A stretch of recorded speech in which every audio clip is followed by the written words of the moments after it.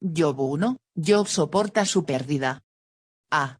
Dos escenarios para un gran drama, la tierra y el cielo. 1. 1.5, el escenario terrenal. Hubo en tierra de Uz un varón llamado Job, y era este hombre perfecto y recto, temeroso de Dios y apartado del mal. Y le nacieron 7 hijos y 3 hijas. Su hacienda era 7.000 ovejas, 3.000 camellos, 500 yuntas de bueyes, 500 asnas, y muchísimos criados, y era aquel varón más grande que todos los orientales. E iban sus hijos y hacían banquetes en sus casas, cada uno en su día, y enviaban a llamar a sus 3 hermanas para que comiesen y bebiesen con ellos. Y acontecía que habiendo pasado en turno los días del convite, Job enviaba y los santificaba, y se levantaba de mañana y ofrecía holocaustos conforme al número de todos ellos. Porque decía Job, quizá habrán pecado mis hijos, y habrán blasfemado contra Dios en sus corazones. De esta manera hacía todos los días. A. Hubo en tierra de Uz un varón llamado Job. El libro de Job comienza presentando a su personaje central y al hombre que quizás escribió el libro registrando sus propias experiencias. Y. El libro de Job se entiende correctamente como una obra maestra de la poesía hebrea y la literatura occidental.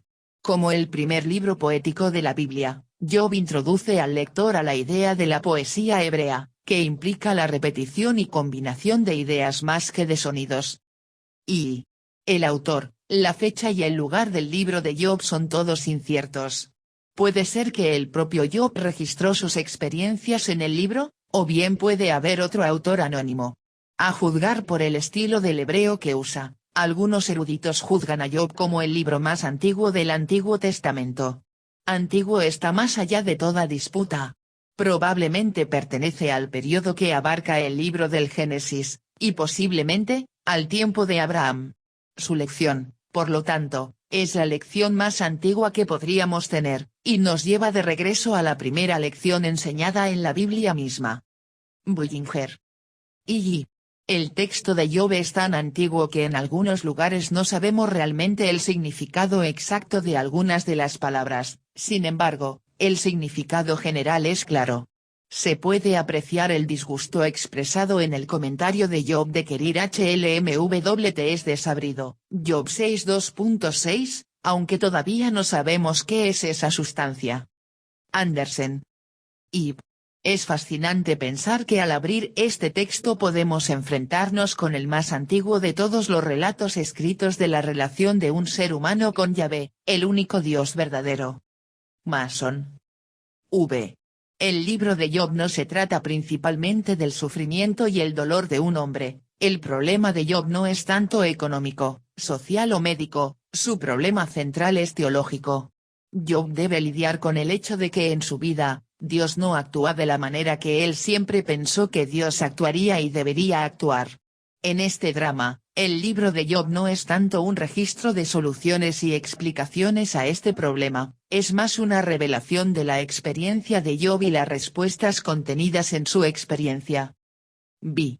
Es pues, una historia verdadera y real la que aquí tenemos de él, y no una ficción o una parábola moral, como algunos han creído. Véase un doble testimonio, para este, uno profético, Ezequiel 14:14, el otro apostólico, Santiago 5:11, y una cuerda tan bien torcida no se rompe fácilmente. Trap. B. Y era este hombre perfecto y recto, temeroso de Dios y apartado del mal. La primera mirada a Job muestra que es un hombre sumamente justo. El autor da una descripción impresionante de un hombre que no es perfecto, pero es ciertamente completo en su devoción, respeto y obediencia a Dios. Y. La conexión de Job con Dios parece ser independiente de cualquier otro personaje del Antiguo Testamento. Definitivamente parece haber vivido antes del tiempo de Moisés y el pueblo de Israel, tal vez incluso antes de Abraham. Algunos creen que el Jehová mencionado en Génesis 10:29 es Job, lo que lo ubicaría en la era entre Noé y Abraham. Y. Si esa fue la época de Job, entonces podemos decir que la relación profunda y verdadera de Job con Dios sin duda le fue transmitida por sus antepasados que se remontan a la época de Noé y su hijo.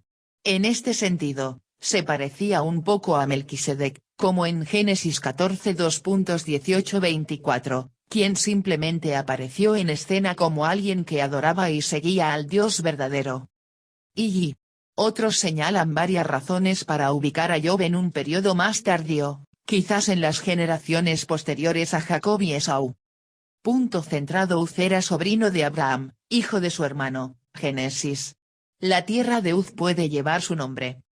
Punto centrado. Elifaz, Job 2:11, era hijo de Esaú. Génesis 34 2.10-11, este hijo de Esaú tuvo un hijo llamado Temán. Génesis 36 2.10-11, y los descendientes de Temán fueron conocidos por su sabiduría. Jeremías 49 2.7. Punto centrado. Bildad es llamado un suita. Job 2:11, y Sua fue hijo de Abraham por medio de Cetura. Génesis 35 2.2.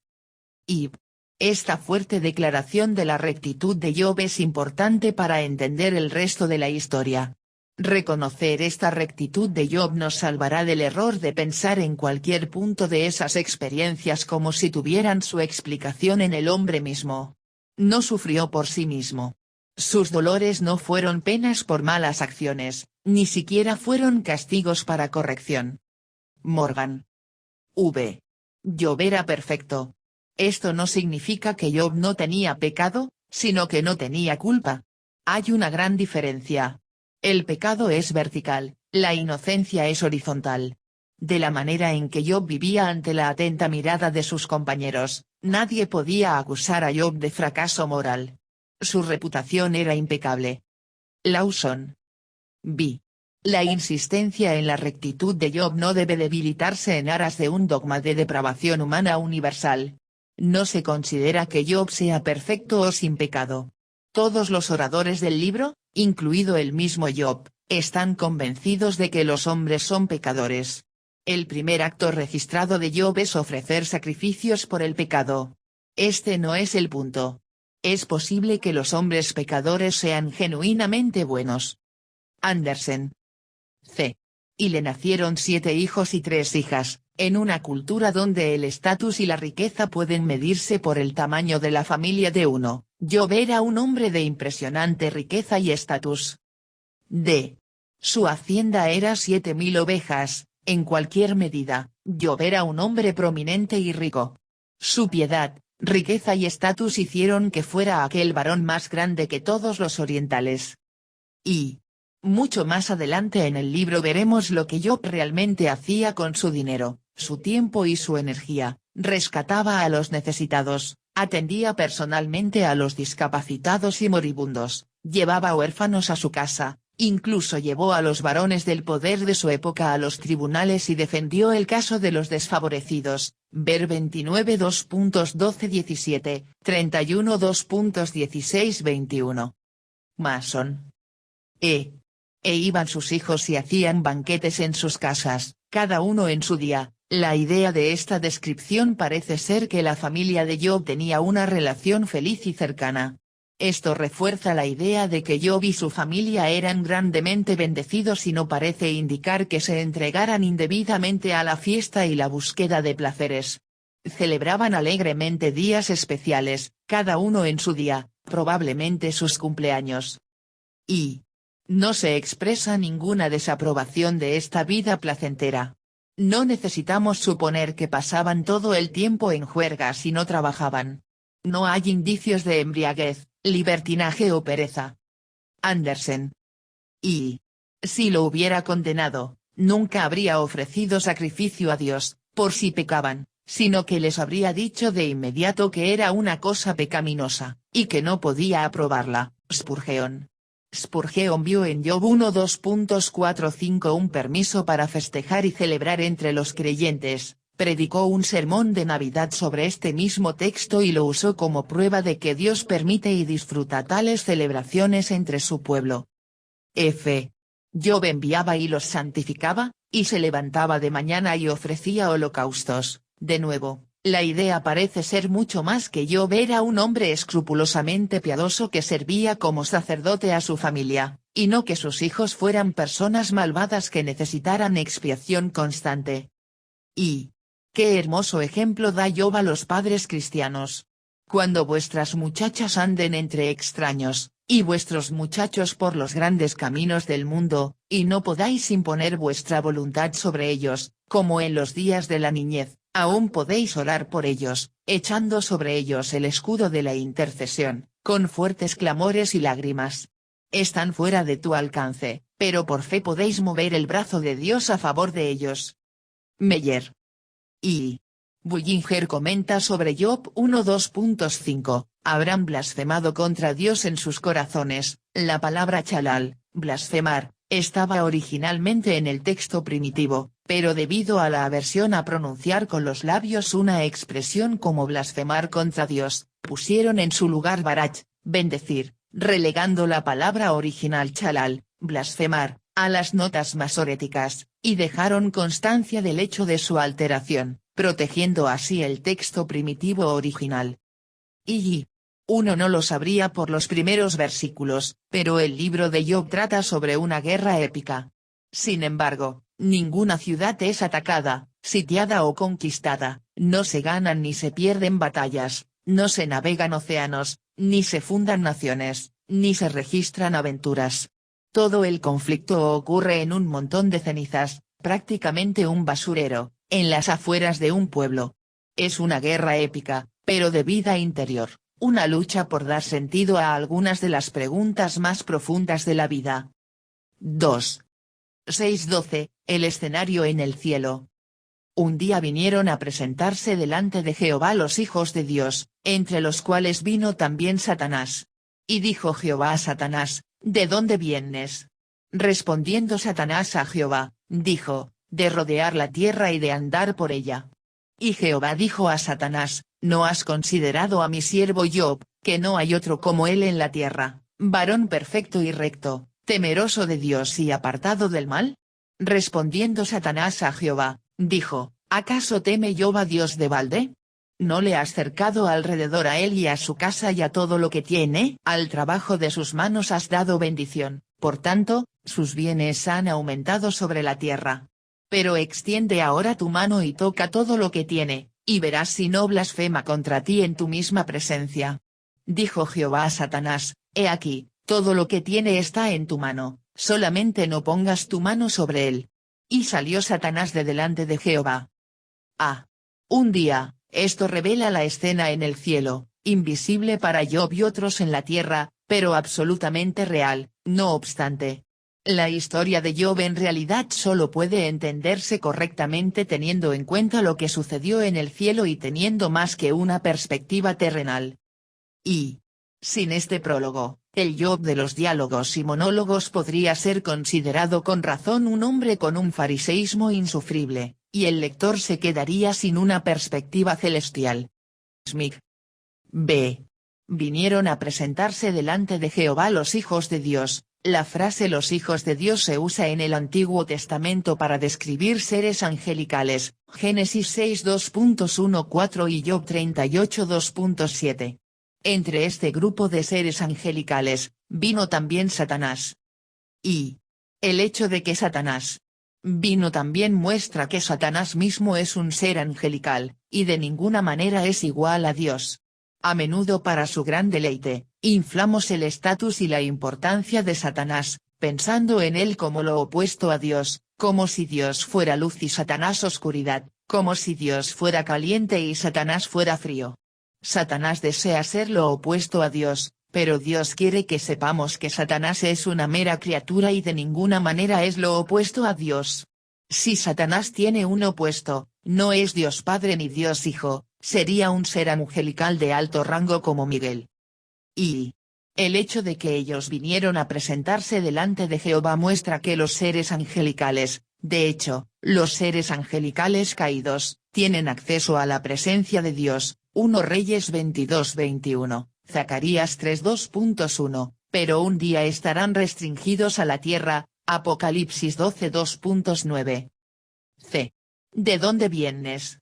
Dios permitía, y continúa permitiendo, a Satanás y a los seres angelicales caídos en su presencia, pero solo para sus propios propósitos. Por lo tanto, exigió saber cuál era el asunto de Satanás.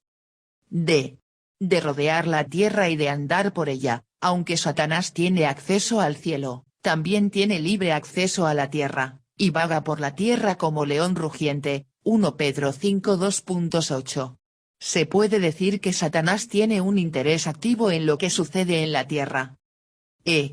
¿No has considerado a mi siervo Job? Fue Dios quien mencionó a Job como tema de discusión, y Dios mencionó a Job en el sentido de jactarse de la piedad y el carácter de Job. Dios estaba tan impresionado con Job que afirmó la descripción de Job registrada por primera vez en Job 1:2.1. Y, por supuesto que Satanás considera a los santos de Dios. Sin embargo, ¿qué ve el diablo cuando considera a los santos? Punto centrado. Los ve y se asombra de la diferencia entre él y el pueblo de Dios. Él nos ve y sabe que aunque él ha caído, estas criaturas de tierra se mantienen en pie. Punto centrado. Los ve y se asombra de su felicidad, conoce demasiado bien la miseria de su propia alma, pero admira y odia la paz en el alma del creyente. Punto centrado. Los ve y busca alguna falta, para encontrar algún pequeño consuelo a su propia alma negra e hipocresía. Punto centrado. Él los ve, especialmente los grandes corazones entre los santos, y ve a aquellos que bloquean y estorban su obra inmunda. Punto centrado. Los ve y busca la oportunidad de hacerles daño. No hay otro como él en la tierra, varón perfecto y recto, temeroso de Dios y apartado del mal. Esta fue la declaración de Dios sobre el carácter de Job. Después de estos dos primeros capítulos de Job, casi todo lo que sabemos del hombre está teñido por la perspectiva del hablante.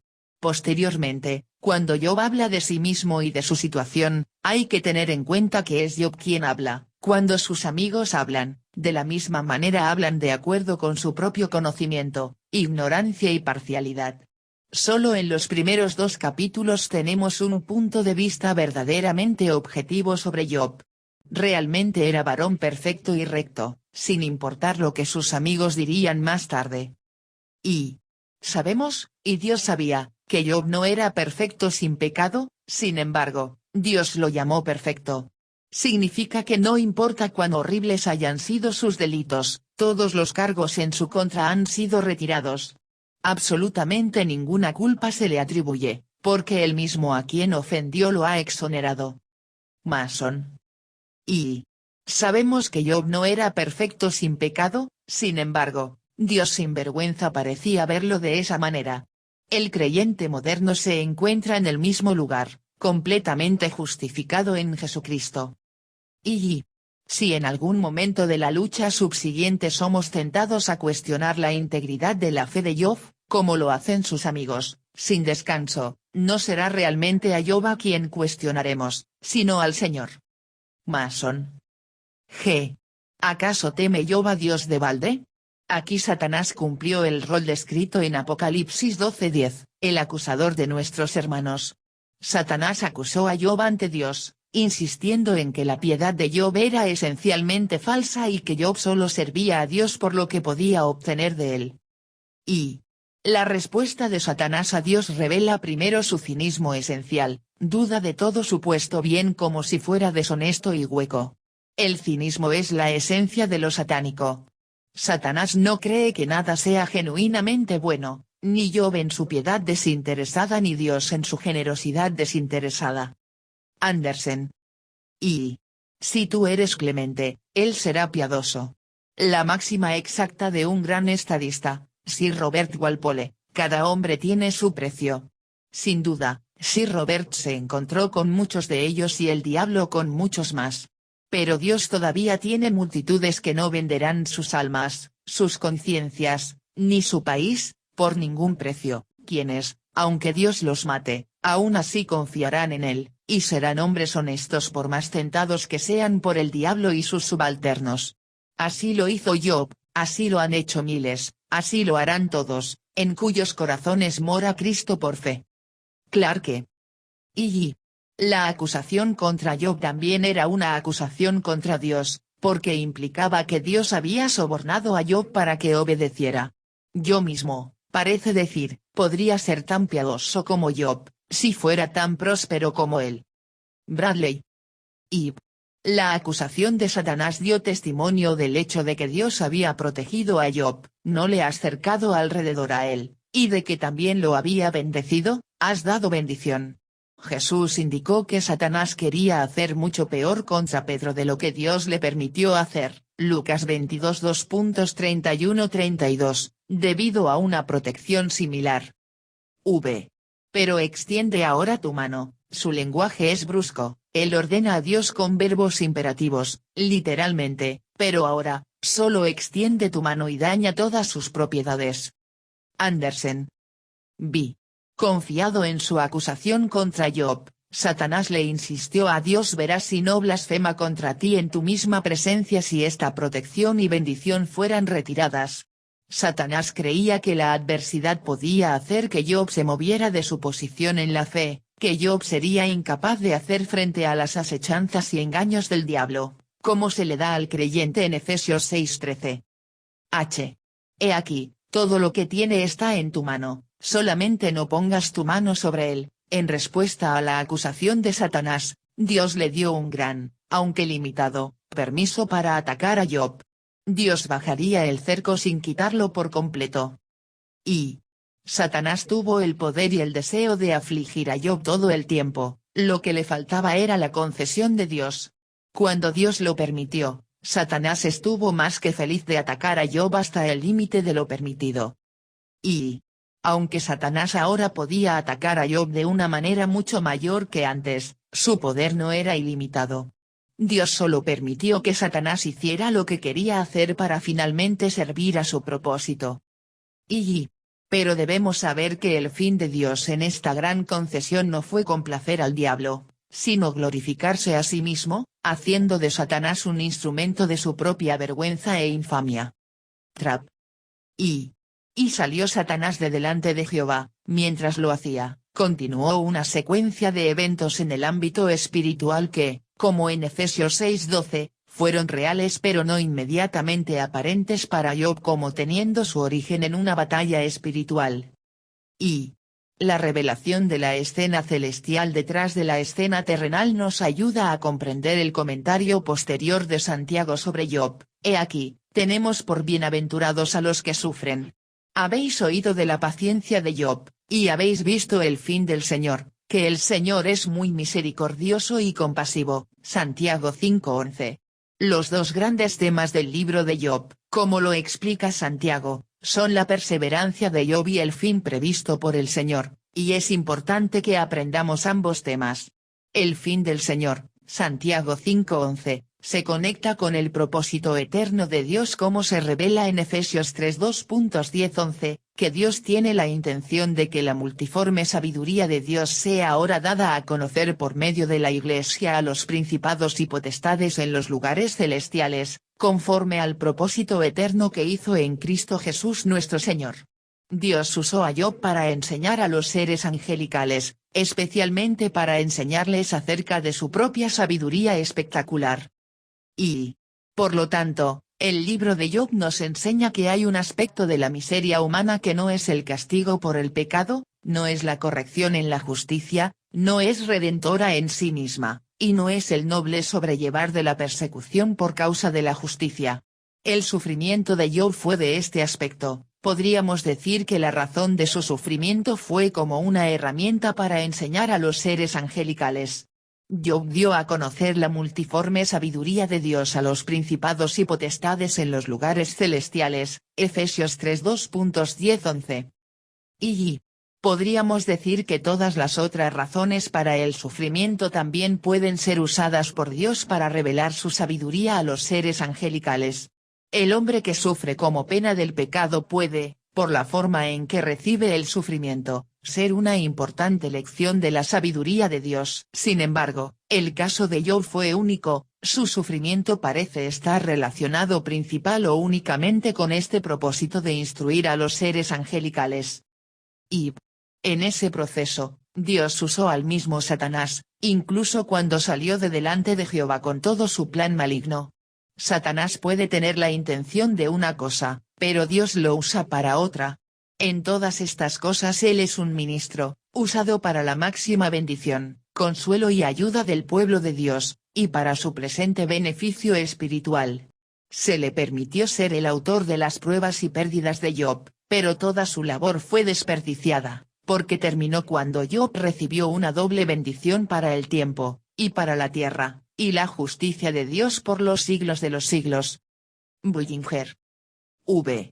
Otros han sostenido que es inmoral desde cualquier punto de vista humano que haya un juego entre el Todopoderoso y Satanás usando como peón el alma de Job. Tal punto de vista pasa por alto la posibilidad que ya hemos mencionado, que Dios no permite que Job sea atormentado sin sentido. Por el contrario, está honrando a Job al poner su plena confianza en la autenticidad de la fe de Job, que Satanás ha puesto en duda. Smith. B. Tan bueno como era Job al comienzo del libro, será un mejor hombre al final. Fue de mejor carácter, más humilde y más bendecido que antes.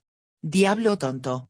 Está levantando un pedestal sobre el cual Dios pondrá a su siervo Job, para que todos los siglos lo miren con asombro.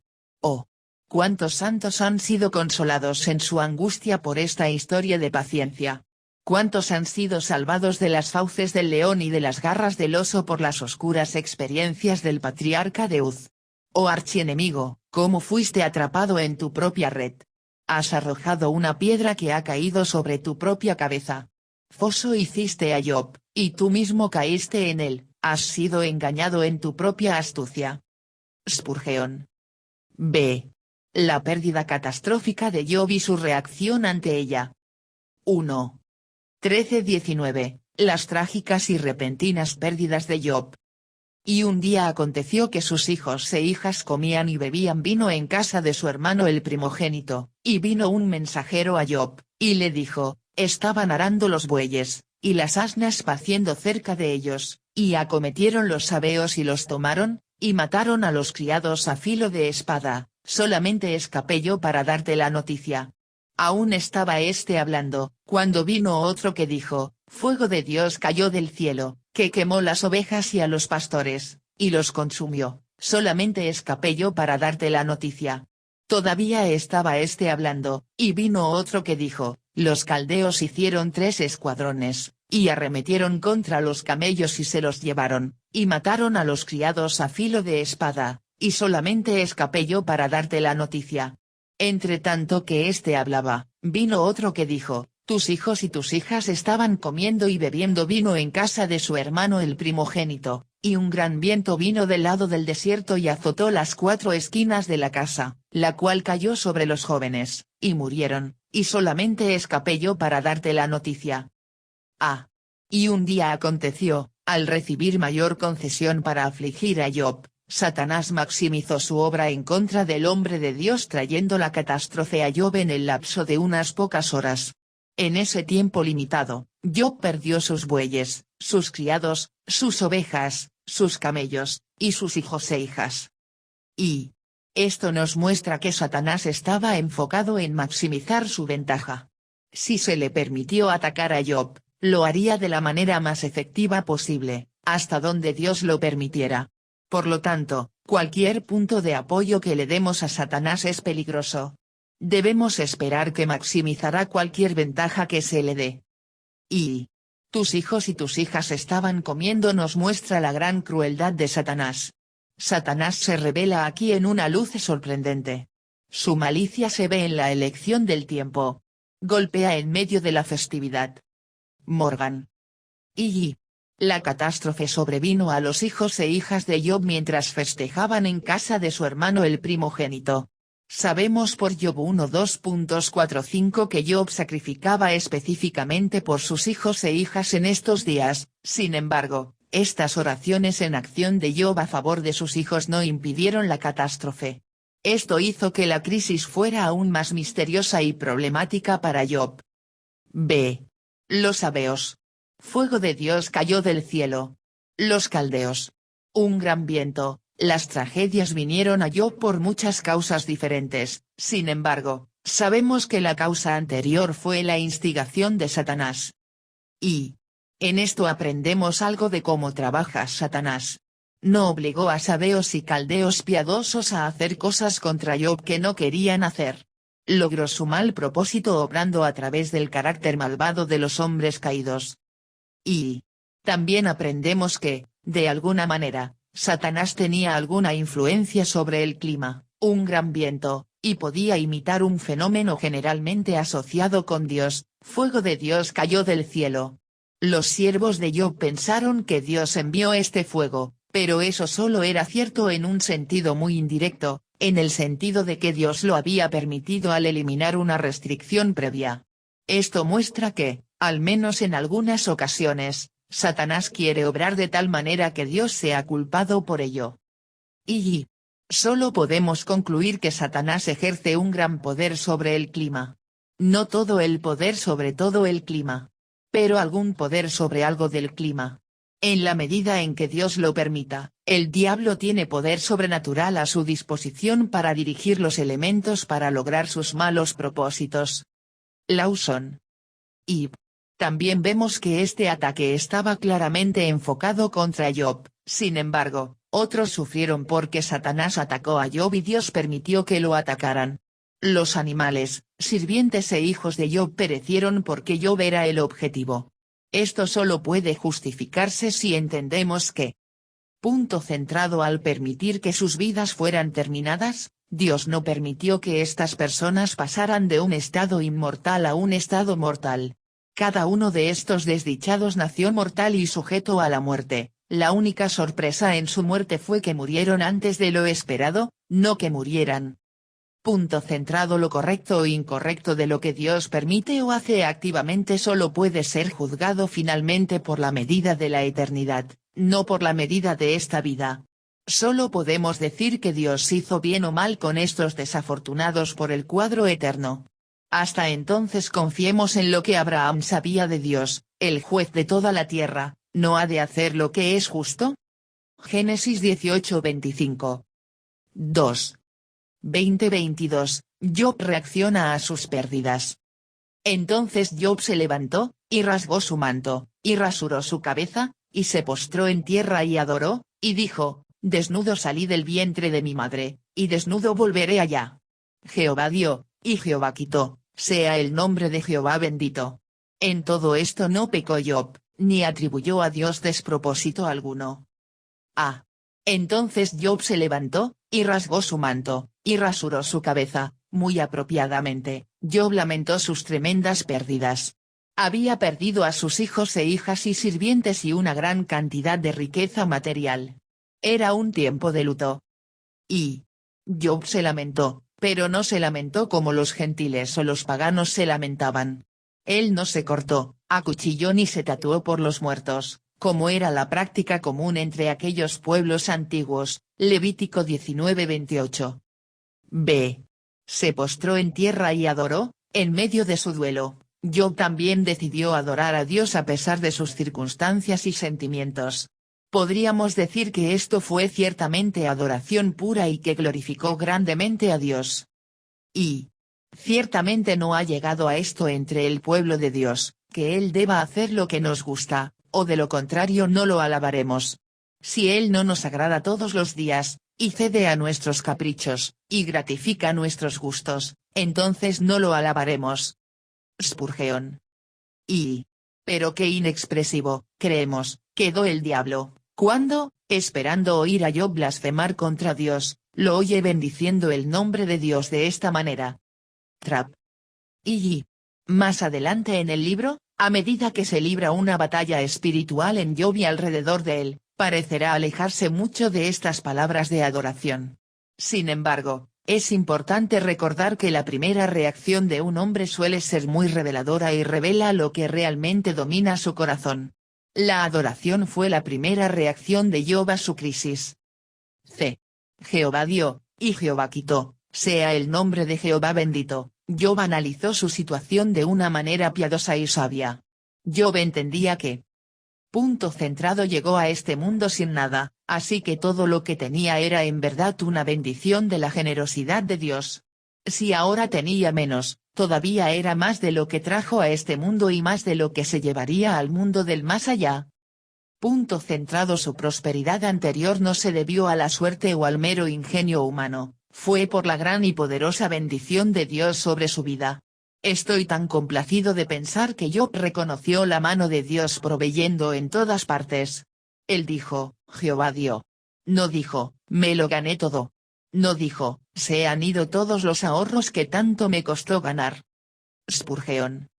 Punto centrado. Dios tenía el control de su vida, y sin importar cuál fuera la fuente inmediata de adversidad o tragedia, tenía que pasar por las sabias y amorosas manos de Dios antes de que pudieran tocarlo. Punto centrado. Dios era digno de ser bendecido y alabado en todas y cada una de las circunstancias de la vida. Y sus palabras eran de la más profunda filosofía. Reconoció que el hombre es más que las cosas que acumula a su alrededor.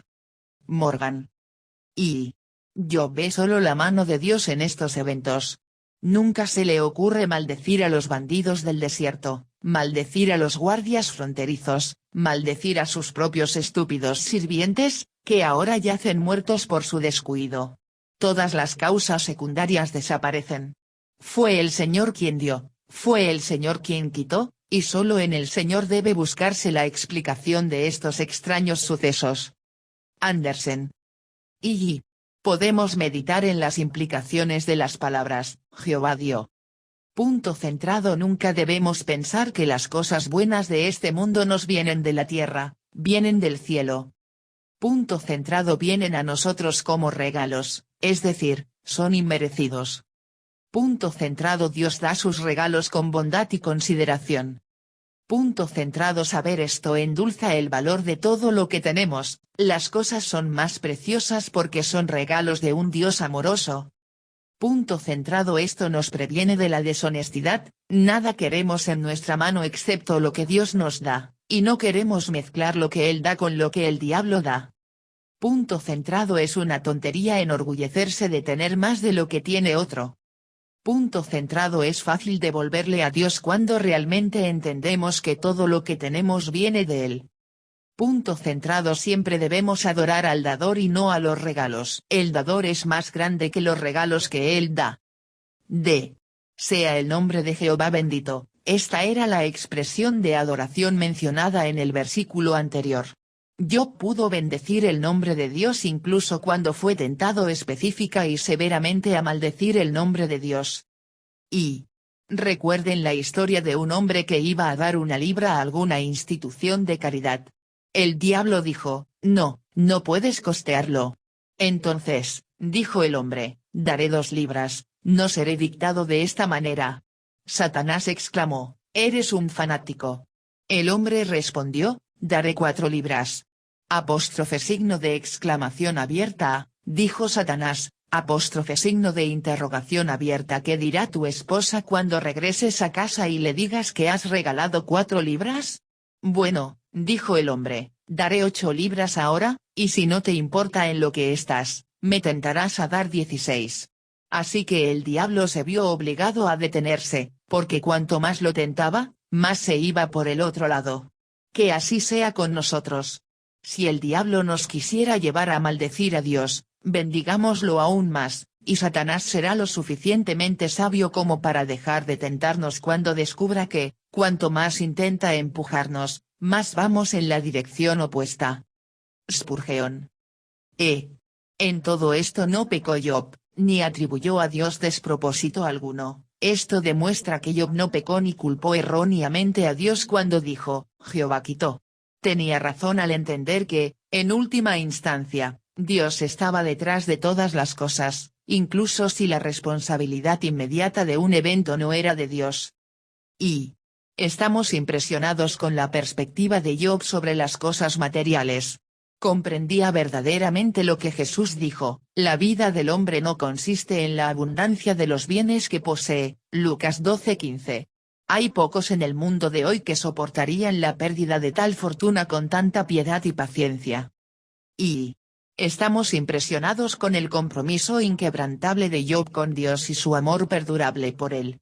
Se demostró que la acusación de Satanás, de que si a Job le quitaban las bendiciones, maldeciría a Dios, era una mentira, y podríamos decir que Dios estaba justificadamente orgulloso de su siervo Job. Y En esta primera ronda de guerra espiritual, Satanás tuvo un singular fracaso en sacudir a Job de su posición en la fe. Job luchó con éxito contra el ataque espiritual y cumplió la exhortación que vendría muchos cientos de años después del apóstol Pablo, para que podáis resistir en el día malo, y habiendo acabado todo, estar firmes, Efesios 6:13. Punto centrado. Job se mantuvo firme frente al miedo y no cedió al pánico. Punto centrado. Job se mantuvo firme contra pretender estar de luto e hizo luto apropiadamente. Punto centrado. Job se mantuvo firme contra el orgullo y se humilló delante de Dios. Punto centrado. Job se mantuvo firme contra el ego y adoró a Dios. Punto centrado. Job se mantuvo firme contra la mentalidad limitada por el tiempo y eligió pensar en términos de eternidad. Punto centrado. Job se mantuvo firme contra la incredulidad y no cedió a los vanos cuestionamientos de Dios. Punto centrado. Job se mantuvo firme contra la desesperanza y vio la mano de Dios, incluso en la catástrofe.